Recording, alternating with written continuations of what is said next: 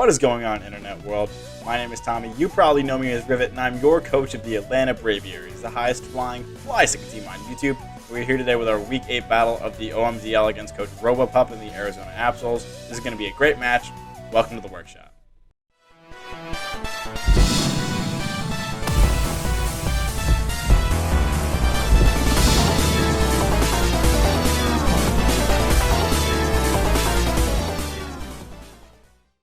Alrighty guys, we are here breaking out our Week 8 matchup for the OMDL against Coach Robopup and the Arizona Absols. He's got a really scary team, but I do think we have a solid squad to take him on this week. Just a little note, I had a whole bunch of technical difficulties originally recording this battle, so I didn't have any audio, so this is just going to be a post-com of this match and a quick team overview just to give you a sense of what he's got this week. But with that little quick bit said, let's hop into this team breakdown. His first mon is Mega Garchomp, an incredibly scary dragon and ground type with Sand Force ability. He's got massive attack stat at base 170, very solid bulk, and his sketch move on here is Dragon Dance, giving him an incredibly scary setup option. He just hits so hard with moves such as Earthquake, Stone Edge, Scale Shot, Dragon Claw. It can use special moves as well as Draco Meteor, Fire Blast.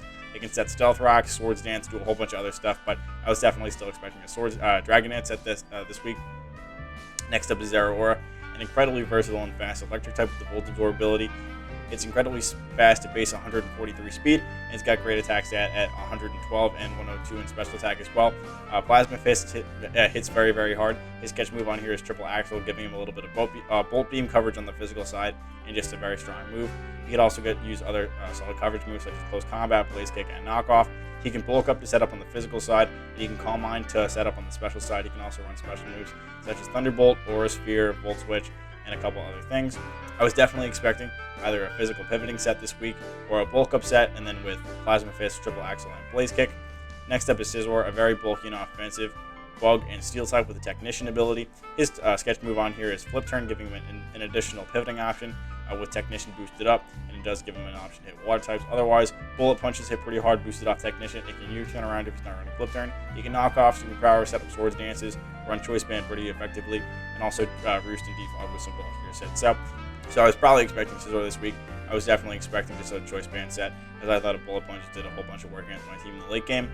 Next up is Alakazam, a very threatening Psychic type with the Magic Guard ability. He's got massive special attack and speed at base 135 and 120, and he's got Mind Blown on here, which is an incredibly powerful Fire type move. Thanks to Magic Guard, all that recoil is negated, so it's just an absolute nuke that smashes stuff like my Mega Scizor. Besides that, he's got some incredible options on it. It's just very, very strong with a great coverage move pool such as Psychic, Psyshock, Shadow Ball, Energy Ball, Focus Blast as well. It can Nasty Plot up. It can run Focus Dash counter sets as well, so it was really scary. So in this match, I was probably expecting either Nasty Plot set or something else, just with moves such as Psychic, Mind Blown, Dazzling Gleam, and then a fourth move. It could have been Focus Blast, Nasty Plot, Shadow Ball, a couple of different things. So I definitely thought he needed those first three moves, but that last one was up in the air.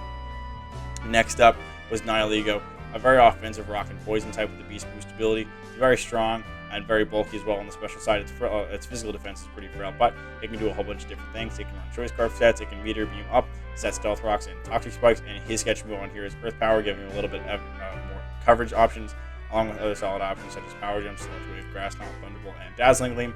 Wasn't really expecting Nihilego in this match, as I have a whole bunch of stuff that kind of messes it up on my team, such as Mega Scizor, Gliscor, and Toxapex.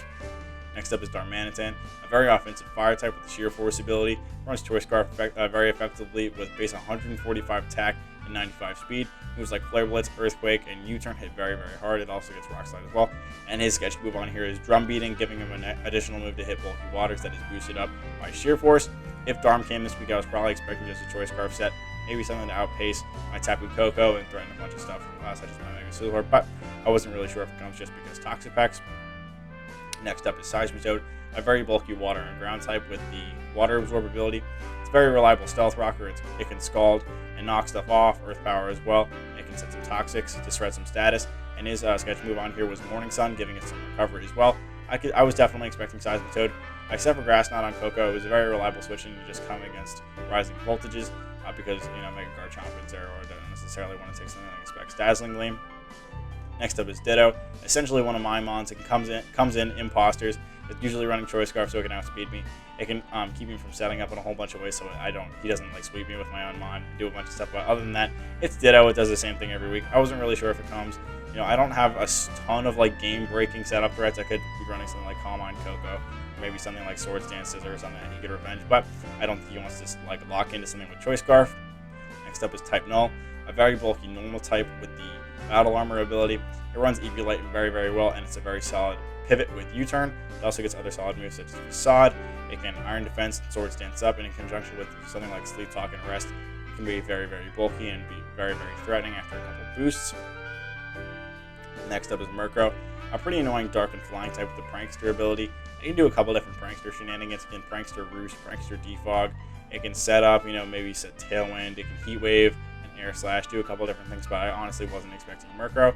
And then last but not least was Throw, a pretty bulky fighting type with the Guts ability. It can hit pretty hard when boosted up by Guts, and it does have some decent natural bulk on there, but I wasn't expecting it. I have a whole bunch of stuff that totally messed it up, and it couldn't hurt a couple of my things, such as Toxapex. But with all that out of the way, let's hop into what I brought this match. Leading us off, I started off with Tapu Koko. Marigold was running a heavy-duty boot set this week with Electric Surge, Rising Volt, Dazzling Gleam, Grass Knot, and U-turn. 252 in special attack with 176 in speed with the Timid nature. This lets me outspeed fully invested Alakazam, and then the rest thrown in bulk. He didn't have super good answers for Rising Voltage this week. His best answers were his ground types and Zeraora. The two grounds didn't want to take a Dazzling Gleam and Grass Knot respectively. Zera, I could U-turn out, chip that thing for pretty good damage. It also didn't want to take a Dazzling Gleam either. So I was like Mary as an early game pivot this week, also as a late game cleaner. Just did some good work, threatened a whole bunch of stuff. Next up, I was rocking Psychos for the Mega Scizor. He was rocking Scizor in the Technician ability. Bullet Punch, Bone Meringue, Swords Dance, and Roost, fully offensive. With 252 and attack with the Adamant nature, and then everything thrown into bulk essentially. I really like this as a late game option. It threatened a whole bunch of stuff. It threatened Alakazam really hard with a Bullet Punch. It threatened some other stuff like Nihilego as well. After a Swords Dance, Bullet Punch and Bone Meringue were doing a whole bunch to Mega Garchomp. If he didn't have a fire move, I was going to hit that thing very hard. And unless that Zeraora had Blaze Kick on there, which I probably expected him to, I could set up, or I could just Bone Meringue that thing into the next dimension, so he couldn't hurt me too bad. So I really like Psycho this week. Again, it was just a really solid late game cleaning option and could put on some real pressure in the early game. Next up, I was rocking Omega the Hydreigon. Omega was rocking a Choice Scarf set this week with Levitate, Clanging Scales, Flamethrower, Earth Power, and U-turn. He didn't have a Fairy type on this team, so Clanging Scales was super free. Flamethrower and Earth Power were there for the only things that kind of sort of switched into this. That Scizor and that Nihilego, and the U-turn was there for just pivoting around. This was also good for revenging Mega Garchomp. If he was at +1, I could outspeed, Clang Scales through a sub or something, or just kind of smash it, force him into something else, force him into that Scizor maybe, and I could just U-turn around, just be a annoying mon. This also outsped Choice Scarf Darmanitan, which is a pretty solid option. I could Earth Power that thing for very big damage, and just get that thing out of the way. So I was really liking Omega this week. Again, another early game pivot, another late game cleaner that had a lot of potential. Next up, I was rocking Priestess the Toxic Spikes with a fully physically defensive Rocky Helmet Regenerator set this week. It's called Toxic Spikes Recover and Teleport. This was my primary switch into coming against Darmanitan. Darm couldn't do a whole lot to me. If he was like a Life Orb with Earthquake, he could have done a decent chunk, but then I could have tried to pivot into Omega, do a couple different things, but Scald hit that thing for a pretty good amount. Toxic Spikes was mainly there, so stuff like Zeraora and Mega Garchomp couldn't just come in and start setting up for free just forever, so they'd have to be whittling themselves down with poison damage. Recover was just there for longevity, and then Teleport was just, for pivoting out into other things in the team, such as Mary or Omega. Next up, I was rocking Loon the Kangaskhan. Loon was rocking a fully specially defensive set this week with Leftovers and Scrappy ability, Body Slam, Fake Out, Wish Protect. This was my primary answer to coming against Alakazam. I didn't think he would necessarily be running Focus Blast. I thought he had a bunch of other options he could have been running on this thing. So my goal with this was just to come in, try to take a move. I could fake it out for about 30%. Body Slam would just kill after that if he stayed in. I could Wish Protect, try to heal up the team, heal up myself, and just do a couple of other different things. I wanted to bring Final Game, but again, I just couldn't. I needed something to try to switch into Alakazam because that thing was just so strong, and nothing on my team wanted to take on his coverage moves, especially if he was a +2. If he was a +2, my entire team was just kind of dead unless Mary was out of the way. So I kind of just needed to run Loon this week, and I hope she did a good job. And then last but not least, I was rocking Zigglorox the Electric Ziggy, running a fully physically defensive set this week with Eviolite and Levitate ability, Giga Drain knockoffs, U-turn, and Super Fang. This was my primary switch into Zeraora. Zera couldn't really touch me with anything. If he was physically offensive, he was doing nothing. If he was specially offensive, even with something like Rising Voltage to take advantage of my terrain, he was still doing nothing because I was off the ground with Levitate. Giga Drain was there for that Seismitoad, wanted to come in, knockoff was just for a little bit of damage and just general utility. U-turn was there for pivoting, and then Super Fang was for chipping stuff down. That wants to come in pretty free on this thing, something like Garchomp, something like Scizor. They can come in for pretty free and not take a lot. and then pressure me pretty hard. So Super Fang was just good for chipping that stuff down, making them take half their health. So with all that out of the way, let's hop in this match. Alrighty guys, we are here for this Week 8 battle of the OMDL against Coach Robopup and the Arizona Absols. You can see the 6 he ended up bringing. Mega Garchomp, Zeraora, Scizor, Alakazam, Murkrow, and that Seismitoad. Like I said, this is just going to be a quick post-com recap just to fill you in on what happened during the match. It was a pretty solid one and pretty scary as well. So from a lead perspective, I could have seen him leading a couple different things. That Zeraora, maybe that Garchomp, or that Scizor or Seismitoad as well. So with my lead, I just wanted to lead Omega. I thought it was a pretty solid lead. I could pivot out on a bunch of stuff, pressure a bunch of things. You know, Zeraora didn't want to take an Earth Power. Seismitoad didn't necessarily want to take a Flying Skill. Scizor with a Flamethrower. So you'll see here that's exactly what I wanted to do. I'm going to lead Omega on Zera coming out, and he's going to go straight into Scizor. I'm going to go for a nice little U-turn here, just because I didn't think he would stay in. Earth Power also didn't kill, so I just went straight into Priestess here. He couldn't touch me. The best thing he could do is knock off. And at this point, I wanted to set up some Toxic Spikes. Toxic Spikes was really solid for chipping down that Garchomp and Zeraora if they wanted to come in, as well as that Seismitoad. I could also just gauge what kind of Scizor this was, so I'm going to go for a nice little Toxic Spikes here. He's going to knock off my Rocky Helmet. He's going to take a little bit of chip. Totally okay by me since Storm is in here, and I'm going to set some Toxic Spikes. He's going to reveal that he has leftovers, and he's going to defog those away immediately. I'm just going to tele out on that defog, and I'm going to go into my own Scizor. I thought this was a really good opportunity to try to set up a Swords Dance. He couldn't touch me. The best thing he could do would go into something like Seismitoad, and a Bone Rang would absolutely clap that thing in +2. If he went into Garchomp and threatened me with a Fire Fang, so be it. But I wanted to put on some pressure immediately, so I just went straight for a Swords Dance here off the Mega Evolution. And he's going to pivot right out with U-turn, and he's going to go into Murkrow. So with Murkrow sitting here, I was a little confused. I was like, all right, what is this thing going to do to me? You know, I was looking at Prankster shenanigans. He could maybe Heat Wave me. That would do a decent chunk. I was looking to see if it got D-Bond or Thunder Wave or something of the sort. So I decided to just play it safe. I wasn't going to let Murkrow just totally screw up my Mega Scizor. So I decided to just pivot straight out into Toxic Spikes. He couldn't touch me. And he just went for Nightshade. So I could have just bonked that thing, but whatever. He's going to T-Wave Priestess. Doesn't really matter. And I'm just going to teleport straight out into Tapu Koko. I threatened this thing incredibly hard with a Rising Voltage or a Dazzling Gleam or anything. So I thought my best play was to go for a Dazzling Gleam, probably into one of the 2 grounds coming out. I didn't want to go Grass Knot for super early just because, you know, if Scizor came out, I wouldn't be doing a whole lot. So I'm just going to go straight for a Dazzling Gleam here. He's going to set up Tailwind, which is kind of interesting. And he does reveal that he is Focus Sash, so I chip that thing down to its Sash, and he's going to pivot right out into Scizor. I'm going to go for a nice little U-turn, just trying to pick up that kill, and I'm going to go straight back into my Mega Scizor. And at this point, I'm like, all right, I've revealed that I have Swords Dance on this thing.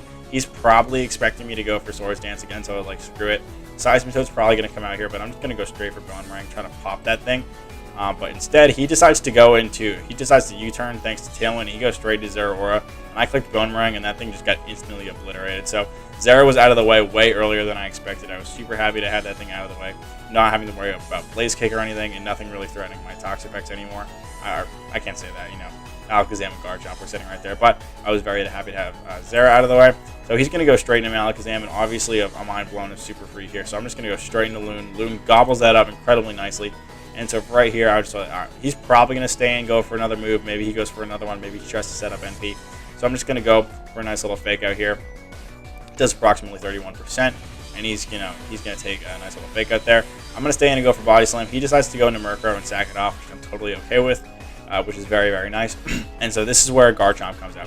So at this point, I obviously can't touch a Mega Garchomp. I'm pretty weak. I don't have Ice Punch or anything. And so I know he's going to set up a Dragon Dance here. So my best play, I thought, was to go into Electric. I could try to Super Fang it down. If he went for Earthquake, it wouldn't really do anything to me. And I could try to pivot out into something as well. So I'm going to go right into Ziggy here. And he's going to Mega Evolve and go straight for a sub. So, like, okay, this is not very good. He's going to be able to start, you know, Dragon Dancing, does Super Fang, go through, like, hit through sub or chip it down. I have no idea. So I thought my best play was just go for a Super Fang here and break that sub. He's going to set up a Dragon Dance, which is very super scary. Super Fang hits and it's going to break that sub. Very nice. He's going to set up another one. I'm going to hit my Super Fang again. And right here, he goes for Dual Chop. And the 2 Dual Chops does a little bit under half. And I'm going to miss my Super Fang, which is a mega bummer because had I hit that Super Fang, could have just come in with, you know, Mega Scizor. Scizor would have been able to just, you know, clean Oko that thing with a nice little Bullet Punch.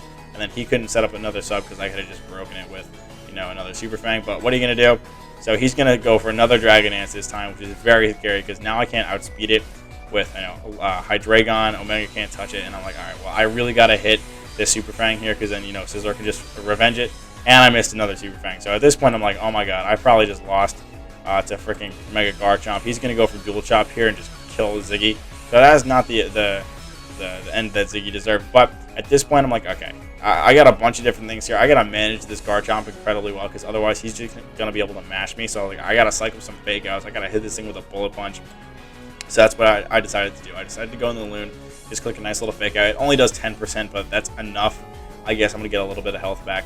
And so immediately I'm going to go into Priestess. He's going to set up another sub here, which is sad, because now I'm going to have to go into Scizor and Bullet Punch it to break sub. So Priestess is going to go down. I'm going to go into Psycho. I'm going to click Bullet Punch to break that sub, and he's going to pick me off with an Earthquake. So 2 big threats immediately out of the way, which is very, very sad. But right here, I got to go into Kang. I got to click Fake Out just to chip this thing down. I got it in range of 1 more Fake Out. And at this point, you know, I think that Mary is a little bit more useful than Omega. So I'm going to switch in Omega. That Levitate doesn't matter. He's a +2, and he's just going to mash me with a Doodle Chop. So Omega is going to go down, but Kang is going to come out one more time. He's going to stay in for this Fake Out. And after picking up 4 freaking kills, Mega Garchomp finally goes down. So it's Marigold and Kangaskhan against the world at this point, but I'm still pretty confident because I think they can take them on pretty okay. So Seismitoad comes out here, and I'm just going to set off a nice little Wish. He sets Rocks, which is not an issue. I'm Boots on Marigold anyway. And I'm going to go for a nice little Body Slam. He reveals that he's very defensive and also especially offensive. So I'm going to get my Wish back. We're not really doing anything to each other. He can obviously Morning Sun this off later. So, I mean, neither of us can really do anything. He's going to go for Scald this time, which is totally okay. And I'm going to predict another Scald because he's fishing for burns, and I'm going to go into Marigold. I want to try to be able to Grass Knot this thing. He knows that's coming now. He goes for Scald. He does catch a little burn on me. That's not the end of the world. I am fully specially offensive. And he predicts the Grass Knot here and goes right into Scizor. So that's terribly sad. But, you know, Scizor's on the field, and I am pretty fast. So if he wants to go for Bullet Punch at this point, he can't kill me. And Rising Voltage does an ass ton. So I'm going to, you know, like, all right, whatever. I'm just going to stay and go for Voltage, see what happens. Voltage does a butt ton. He's very specially defensive, and he knocks off my heavy-duty boots. Not the end of the world at all. So at this point, I'm like, all right, whatever. I think that Loon can take this on, and then if he goes for Bullet Punch, it'll probably kill me. But he's going to stay in here, and he reveals that he does not have Bullet Punch. Rising Voltage is going to come off and pick up the kill on Scizor. So here Alakazam comes out. I'm just going to stay in and go for Voltage again, because why not? He's going to go into Seismitoad. Doesn't matter. I'm not choiced or anything, and I'm still in range of Grass Knot killing this thing. So I'm going to go for a nice little Grass Knot here, and it's going to pick up the kill on Seismitoad. Alakazam is going to come out one last time. I am faster. I'm going to pick up a nice little U-turn here, right into Loon, just because I can take any hit from this thing. He's going to go for a Mind Blown, does 40%. Loon eating that up.